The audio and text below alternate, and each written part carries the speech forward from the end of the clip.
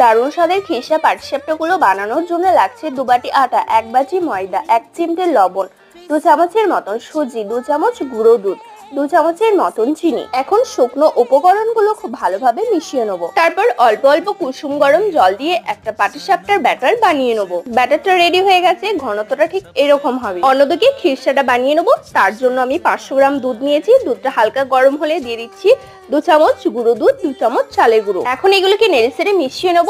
দিয়ে দিচ্ছি 1 বাটি পরিমাণের আখের গুড়। গুড়টা নেড়েচেড়ে খুব ভালোভাবে মিশিয়ে নেব। দুধটা অনেকটাই ঘন হয়ে এসছে। খিরসাটাও রেডি হয়ে গেছে। এখন দিয়ে দিচ্ছি 1 চামচের মতন গাওয়া ঘি। ঘিটা মিশিয়ে গ্যাসের ফ্লেম অফ করে দিলাম। ব্যাটারটা আর একবার ফেটিয়ে নিয়ে বাটির মধ্যে অল্প একটু বেটে নিয়ে সামান্য একটু জর্দার কালার দিয়ে দিচ্ছি।